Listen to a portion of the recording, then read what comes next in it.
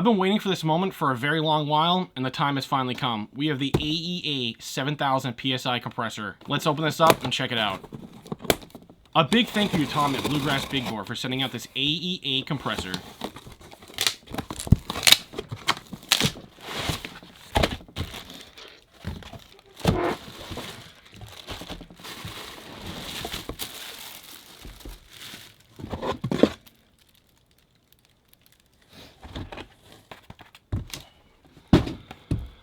Oh, and in case you haven't noticed, we have the new Zeus Tactical here. Another big thank you to Tom at Bluegrass Big Bore for sending this out. 72 caliber, 32-inch barrel. I'm hoping to break this thing out next week, but let's get back to this compressor. To start this off, we have two power options. We have a plug-it-in option, and this one's for your car battery. I'm not going to be using this. I'm only going to be plugging this into my wall outlet, so we'll just put that aside for now.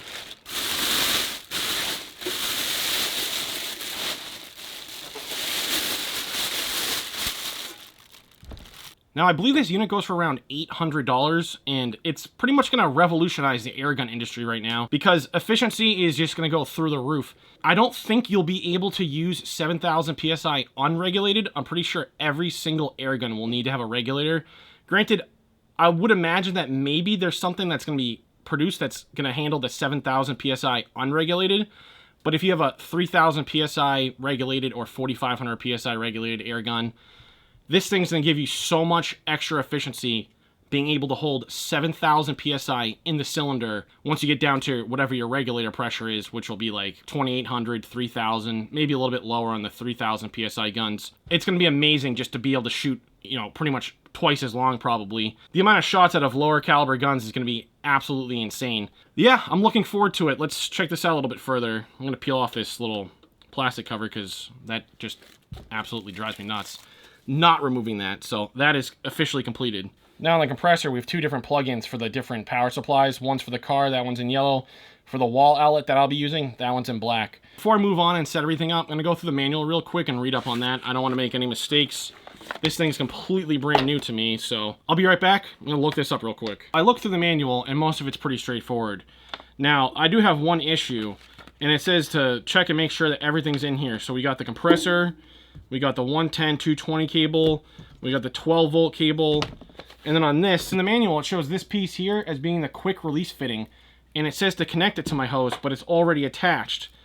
The confusing part though is it says to keep turning it clockwise to tighten it, and this piece just freely spins, but I'm pretty sure that it's supposed to freely spin, because when you connect it to here, that is where it should be tight, I believe. Now, it also tells me to Teflon tape the male side of the hose, and I guess if this fitting was off, I could technically put Teflon tape on it, but it's connected and all I have is two female ends. So that's a little bit confusing to me. I'm pretty sure I'm just supposed to connect this to the air supply here and then just tighten that all the way. I'm not sure if it's asking me to put Teflon tape on here. I don't think I would because this already has an O-ring built into it, but I don't know. This illustration here is just kind of confusing. It tells me to rotate that clockwise until it's tight, and it just, I don't know. It's showing it here in this manual. That's how I'm understanding it, and that doesn't really make too much sense to me. So for the time being, I guess this will just be like a, you know, find out if I'm doing something wrong moment, and I'm just going to thread this on, and then we're probably going to shift over to my little fill station and go from there. We're over here at my cart filling station now. I have the AEA compressor in place of my other dual cylinder unit, and it's kind of funny seeing this thing on here because it's about 4 times lighter and 4 times smaller, so it just looks kind of funny with this, all this space around compared to what it used to look like. The goal for this video, I'm going to get that unit running, and then I want to fill this Huben GK1 to 5,000 PSI.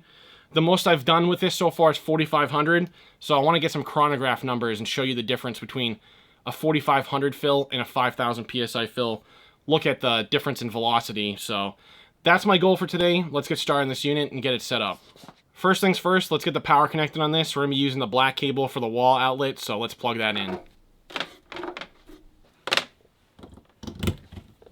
The power cable's plugged in. Now, just as a quick reminder, only plug in one outlet at a time.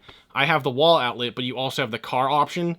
So when you flip this over to the 1 setting, it's doing both the car and the wall outlet at the same time. If you switch it to the 2 function, That's actually for a battery option for the compressor, but I don't have that, so we're not going to be using that today. But that's why they only want you to plug in one at a time, because both of these connectors will be activated on that switch when it's put on the one setting, so be mindful of that. All right, I had an issue pop up. When connecting this quick release to my Foster fitting on my filter, for some reason, this fitting will not snap in place on there. This issue might be isolated to me, because all the other fittings I have, it snaps in place. For some reason, this one will not connect. It's like the Foster male fitting on mine needs a little bit extra room for this thing to click in, but on all my other attachments, the fittings and whatnot, they click in place. So like I said though, it might be isolated to me, but I'm just throwing that out there. For the time being, I'm going to have to be using my tether airline, so I'm going to have a little bit extra fill line in between the compressor and whatever I'm trying to fill at the moment. I know you can swap this fitting out, but for right now, that's all I have, and that's just what we're going to work with. Okay, I swear this is the last thing I want to go over before we move on to the compressor settings. On my unit, before we get started, I put Teflon tape on the bleed screw. Now, I was told to do that because the Bintac tech that works on these compressors, they were using it, and there is a leak coming out of that bleed valve, even with it all the way closed. Same thing happens on my transfer tanks. They'll actually bleed out unless they're really, really, like, Thor put them on there, pretty much. Or I guess I could Teflon tape them as well now. They will leak, and apparently it's a small leak, but it's a big enough leak that it will actually kind of stall the fill on the compressor. It'll just kind of like idle at the same PSI and won't go forward. Now, you might think in the manual it tells if that happens that you might have a piston O-ring that you need to replace, but you might not necessarily need to replace that part. If you have leaks, like even from your fill adapters, the quick releases, if those O-rings in there are leaking, you're probably going to have a fill that stalls out. Now, I don't think this is going to be the fastest compressor in the world, especially compared to my dual cylinder one.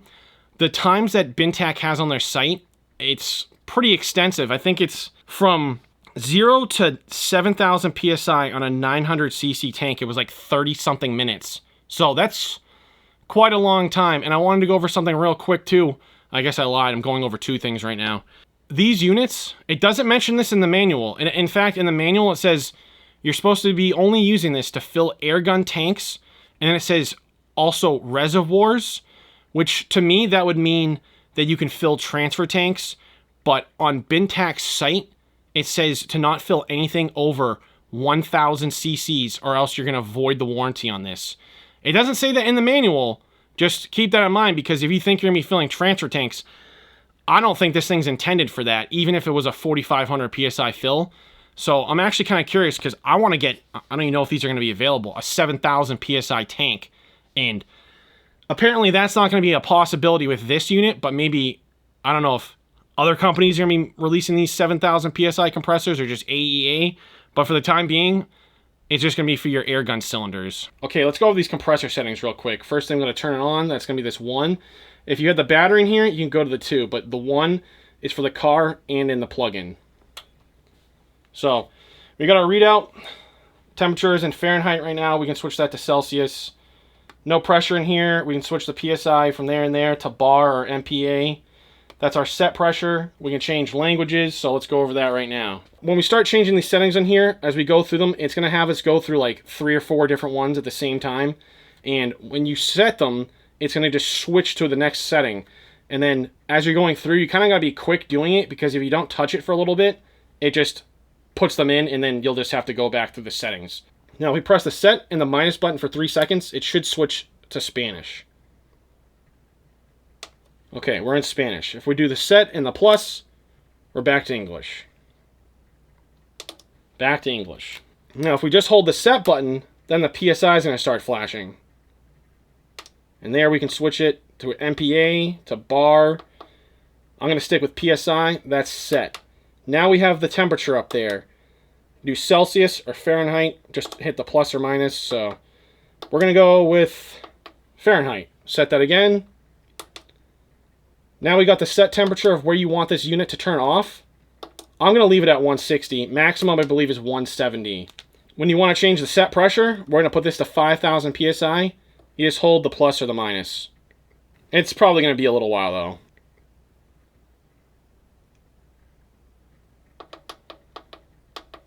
Set. All right, we're ready to fill. Now, this unit does not have a filter, and obviously I would highly recommend getting at least some sort of filter for this. I went above and beyond. I have a molecular desiccant sieve. Now, one thing to keep in mind, if you have a filter, you do want to mount them vertically.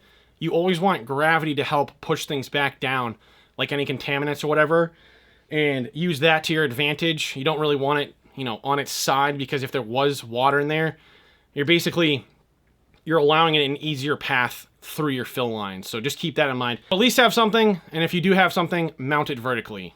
We got the fill line. Let's connect it to GK1's fill probe. Snapped in place. We're good to go. Now, I'm going to kind of hold this here because, well, this is another incident that's a little bit isolated to me.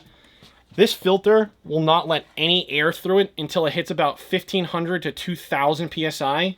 So as that happens, there's no telling, like, it's going to be like a burst of air, and I just don't know if this would accidentally, like, kind of like fly out. I don't really like fill probes, to be honest. I'd rather just have Foster fittings, but for this instance, I'm just kind of nervous if whether it's going to seal or the pressure is just going to overpower it and just blow the thing back out. So I'm going to hold this in place, and let's start this fill.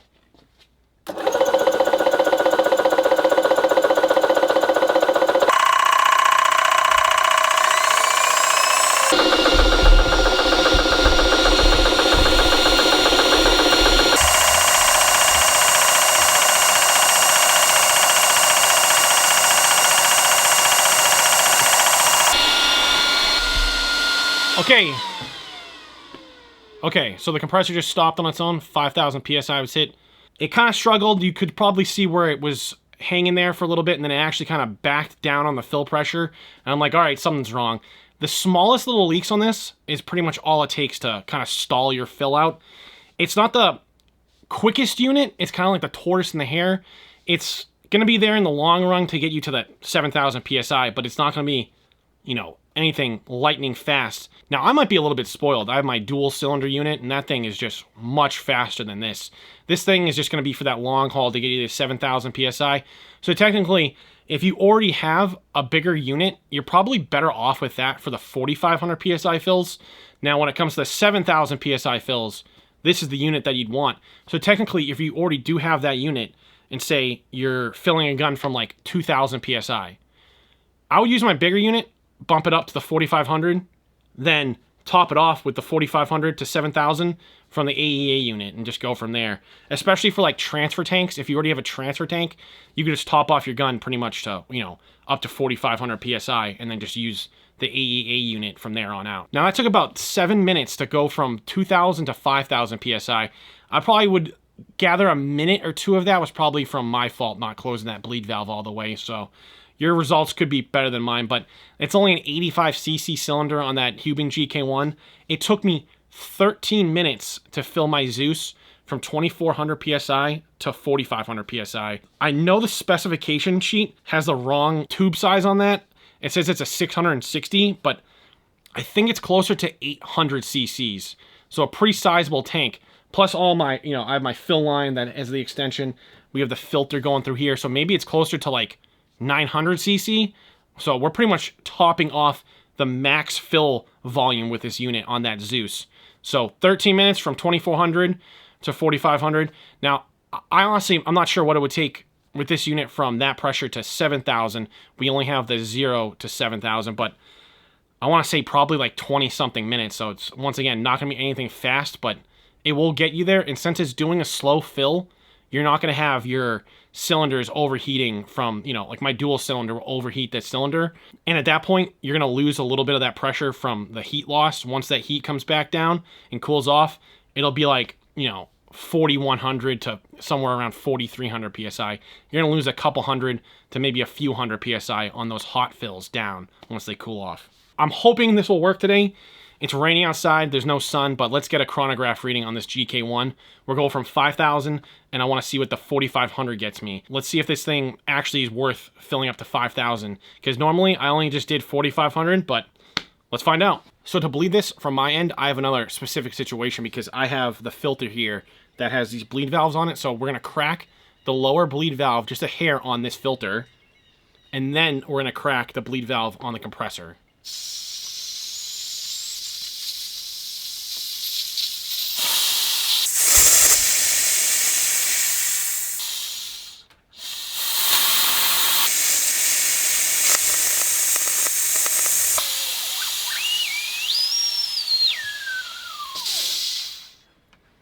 And then I have a final bleed valve that I have to do from the line to the gun. Like I said, this stores like 1500 to 2000 psi in it before it even lets air go out the valve. So we pretty much have air stuck here to the gun. So we just bleed this. And of course it bleeds right into me. Now I have to say, I don't have anything under this unit for a towel, but I can just see there's like very, very little moisture coming from that bleed valve on there. So I'm probably going to end up putting a towel under there, but the main reason I had a towel under my other unit, granted it puts out a lot of oil in that bleed line. So I want to check the oil color and just monitor it over time for when I need to change the oil. But for this thing, maintenance free, just plug and play pretty much. So let's get to that GK1. We'll load it up. Hopefully this records velocity. It's pretty overcast, raining. I know this thing needs a good amount of light, but hopefully it records. We're at max fill pressure right now. Maybe just a hair under it. So I'm trying to aim for those know your limits. I don't even know if this is where this is sighted in right now.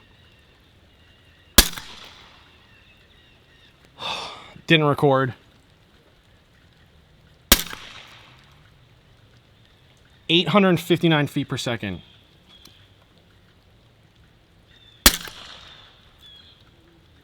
.861, which is crazy because now it's closer to the 4,500 psi fill. Well, that's low. No reading on that.